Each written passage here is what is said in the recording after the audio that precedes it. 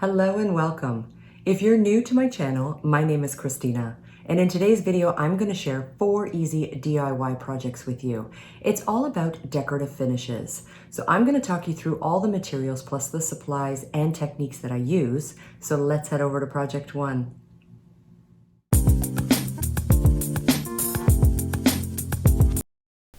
I thought it would be fun to recycle and recreate something of these old window panes, and you can find these pretty much almost anywhere nowadays. So I thought maybe I could try using a decoupage. I'm going to be using one that I bought, but you can find sources online for decoupage images through Google, and even go to a stationery store to have that thin tissue paper laser jet printed for you with the image you choose. But I will leave in the description box below the Mint by Michelle decoupage paper that I'm using. All I'm going to be using is the Mod Podge as well as a disposable sponge applicator. So first thing I'm going to do is just line up with the window pane itself exactly how I want the decoupage to be. And I don't want to cut out any of the detail that's actually in the print art that's on this decoupage paper. I'm going to make precision cuts exactly where I want the image to be on the actual window, but with the in-between pieces of wood that frame the window pane, I need to make sure it's exactly the exact cut from where the image starts again. So what I'm doing is just adding the Mod Podge down first after I've made my cut. This way the image can start right at the wood start of the actual window pane itself. I want the Mod Podge to be as evenly distributed as possible, so that way the actual paper will adhere with the least amount of air bubbles. Now you can do an iron version of this if you don't want any creases, but I much prefer to have creases. I like the irregularity that it gives, and it also looks really amazing when you see the finished product. But if you don't want to have any of the creases, just use a parchment paper and a low set iron, and this way you can iron it on as well as use a card stock or a credit card and run your paper, so that way you're not going to have hardly any creases. As I quickly mentioned, I am doing it from the back side of the decoupage, but if you wanted to, you could actually do the front side, and that way it will actually be behind the window. As I say, I just wanted it in front. This is the first time I've ever done it, and I'm just trying to make it look like an old piece of art that just happens to be for a window. But at the same time, the reason I wanted to have some of the creases and the reason I'm doing the way I'm doing it is I want to show you at the end exactly why. I'm just using an X-Acto knife, so that way my lines are nice and straight right at the wood and the glass meet, and the Mod Podge will keep it nice and secured. You could hang this onto a wall to look almost like an oil painting, or if you wanted to, you could put this in front of a window so it almost looks like a stained glass piece.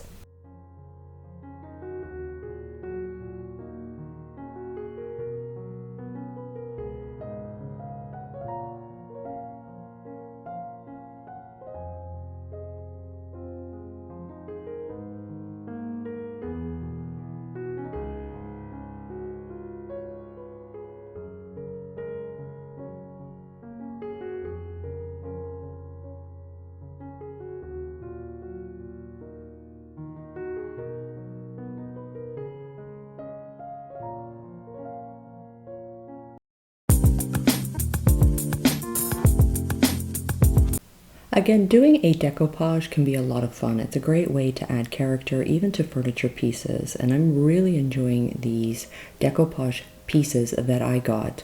And again, I'm going to leave that link in the description box below.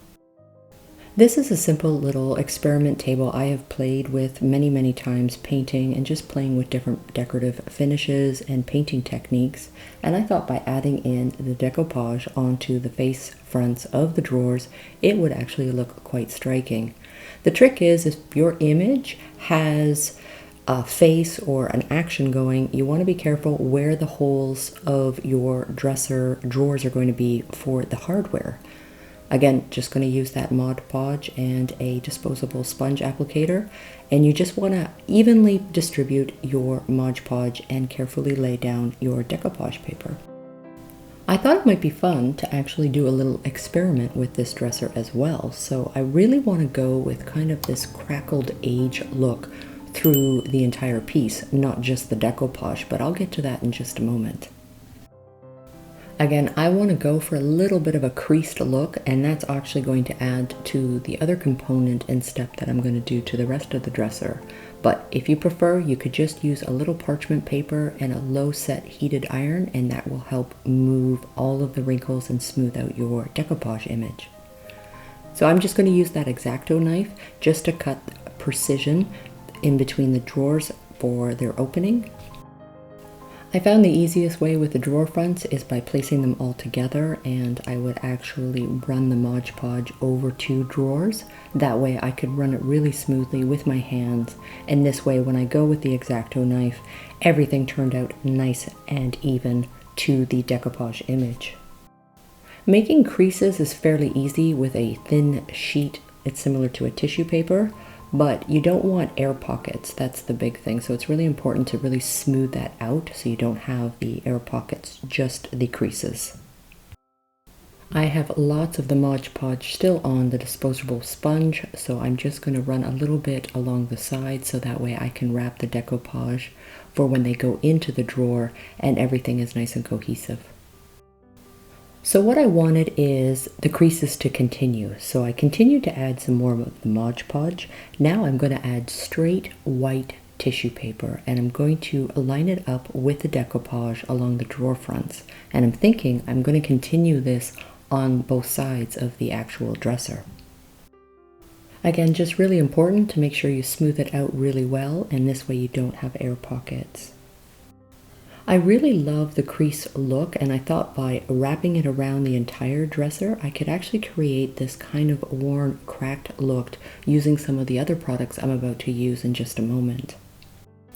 For extra security and adhesion, I would make sure to run my sponge applicator with that little bit of the Mod Podge along the edges, so that way it was nice and secure from the piece that's already there to the new piece that I'm applying.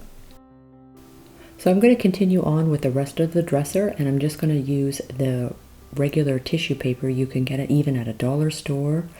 Then I'm just going to cut as I need. So I will place it on and then just cut the sides as I need, but this way I can have nice even sheets down the side.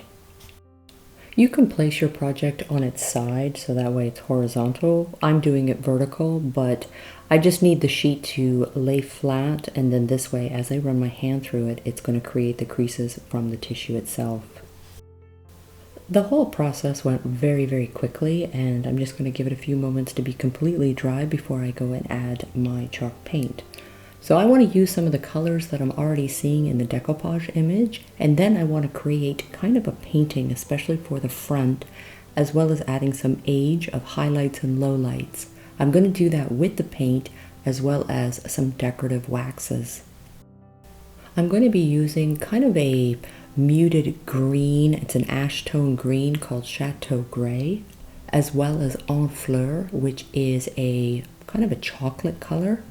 Just going to go and put on my first application. Now because we have already created a texture, I'm going to apply the chalk paint just using a stippling motion. So I'm just tapping my brush to add the paint on. I'm not actually brushing it as in strokes, just stippling, just tap, tap, tap.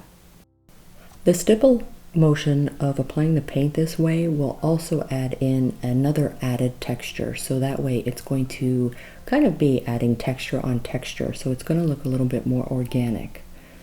As I apply the first Chateau Gray color and it's still moist, I'm going to add in a little bit of that chocolate brown color, and this is just going to add in some lowlights.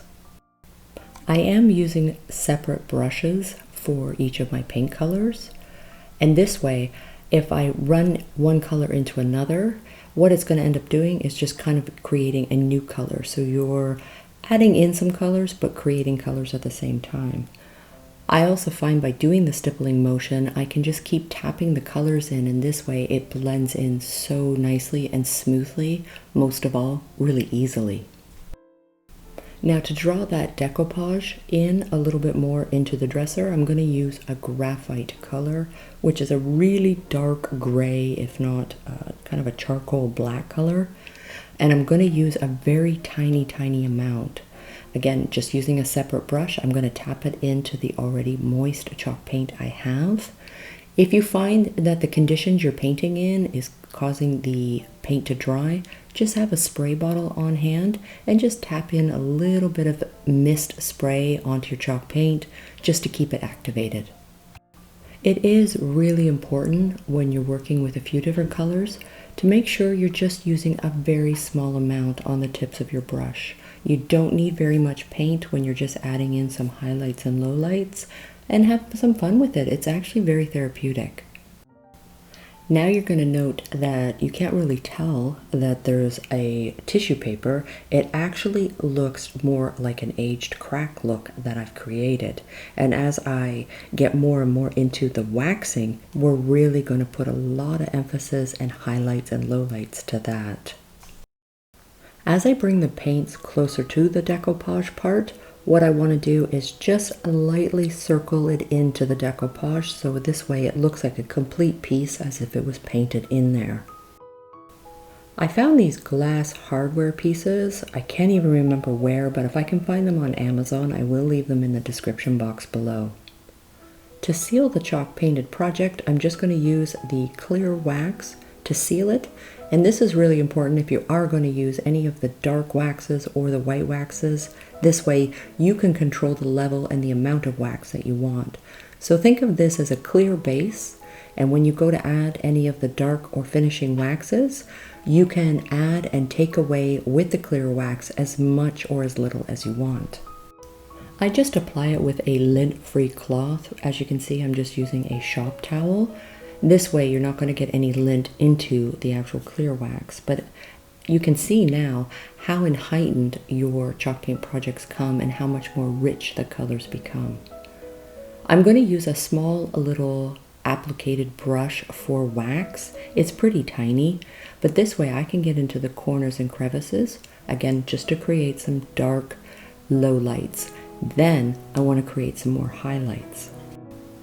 Really, the wax is sitting in the low points of your already made texture from your paints, as well as the decoupage crevices. This way, it gives it more kind of an aged effect.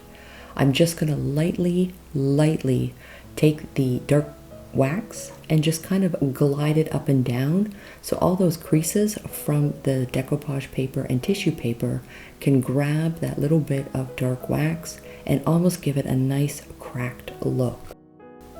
It's just a personal preference. I really love mixing my waxes, so using a dark wax or a black wax, then using a white wax, creating those highlights and lowlights. So again, just grabbing those creases that we've made with all the tissue paper and decoupage, and this is just creating kind of the age and rippled effect that we've started from the beginning. And always remember, when you're playing with the waxes, you've already applied a clear wax as your base. So if you want to go around and remove anything because it's too much, not a problem. Just grab yourself a little bit of that clear wax and wipe it back, and it's going to basically remove the other decorative colors that you're putting in.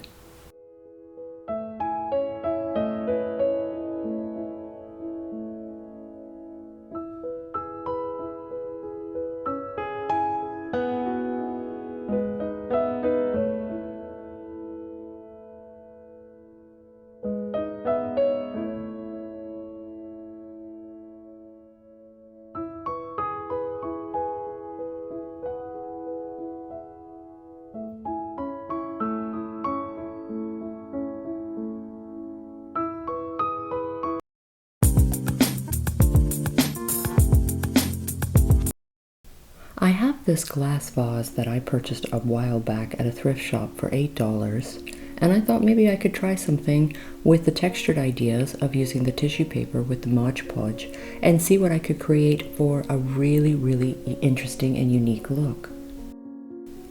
I really love how the creases are defined with the tissue paper and the Mod Podge, but for this particular project I'd really like to try something even more defined by trying something new. I want to create even more depth and even more texture to it by just adding in a few other unique products that you probably even already have at home. Because the vase has a glass-like surface, there's nothing to grip to, I'm going to put the Mod Podge down first, add the tissue paper, and then apply another coat of the Mod Podge on top, so this way it has a really good adhesion. There are some really creative ways to add and give depth and dimension. This time I really want to try just using the hot glue. Once everything was completely dry, I'm actually just going to create these random veins just using hot glue. I'll give it somewhat of a marble effect by starting from the top and then just kind of conjoining them as I get going all the way down.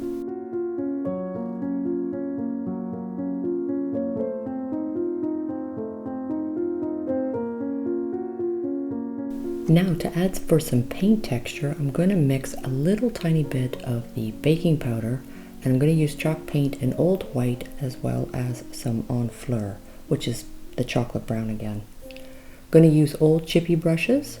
That's all you're going to need, just some old chippy brushes. And I'm going to dip into the paint, and then I'm going to add in just on the side. So I didn't actually mix the baking powder and chalk paint together. I did them separately. So this way I can just control how much baking powder I wanted to use into the paint. I thought maybe I'll just try a little bit and just add as I go. There is no right or wrong mix with this type of texture. You're just going to add it to how much you'd like. So I find by just doing it separate, this way I can control how much I would like. I am being quite liberated with the actual paint itself, and again just using that stippling motion when adding the paint and the baking powder. I was going to go for a two-tone look, so with another separate chippy brush I'm going to add in that chocolate brown chalk paint and doing the exact same thing I did with the top Old White. Going to dip it into the paint, and then separately I will add in a little bit of the baking powder. And I find just doing kind of a little bit of a swirl motion, this way I can start to create kind of that in-between color between the brown and the white. Using the stippling motion really also helped, because this way I could tap in the two colors together. And I would also, if I needed to, I could go back to the white if it was still a little too rich at the top, and bounce back to the dark. So just keep playing around with it until the two collide, and this way you're happy with the transition.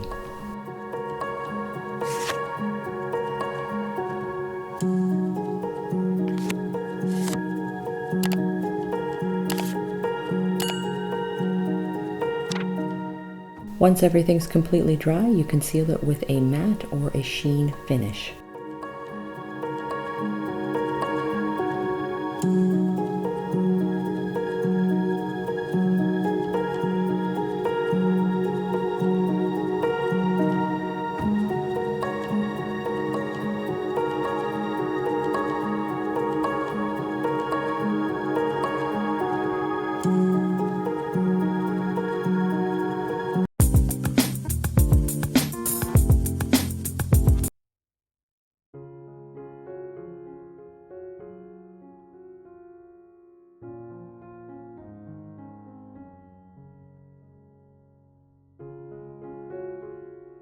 I've really wanted to try an etch for glass for a really long time, so I'm going to use the Cricut Air Explorer 2 just to make my stencil design, and I'm going to use the Cricut Design Space. But if you don't have a Cricut, it's not a problem. You can use any stencil. The only thing I recommend for this project is you'd want an adhesion stencil, so something that already has the adhesive on the back, so that way the stencil will stay in place while you do your glass etch. The one I'm showing as an example, I picked this up at the Michael's Craft Store, so any local craft store should have this, or you can get an adhesive spray for your already existing stencils. So I'm going to finish this stencil, and this is the design that I chose to use for my glass project. With the stencil I created, I'm going to have to transfer it using a transfer tape. It's just a clear tape. All I'm going to do is lay it onto the actual stencil that I've made, and that's going to transfer it from the material it's in. That way it's its own stencil. And this will allow me to use the adhesion that it currently already has. Once everything was done, now I can go ahead and place it onto my glass, and you can create all kinds of fun designs using any stencils that you want. You can create on even glass vases, such as the one that I'm showing you. You could even do this to mirrors if you really wanted to create something unique and original for your home decor. So this armor etch is really easy to use. It's just an actual cream, but you want to make sure you've got your protective wear with it. You don't want to get it on your hands or your face or any of the sort. Just using an old artist brush, or maybe one you can purchase at the dollar store, all you're going to be doing is applying a fairly liberal amount of the etch cream onto the stencil. Once that's done, you're going to let that sit for 3 to 5 minutes. Then you're just going to rinse it all off. We had a lot of fun experimenting with this. We're just using a lukewarm water and making sure everything of the cream is rinsed off and let sit dry. Once that's done, we're just going to peel off the actual stencil that we made, and voila, you're all finished your first etch glass project.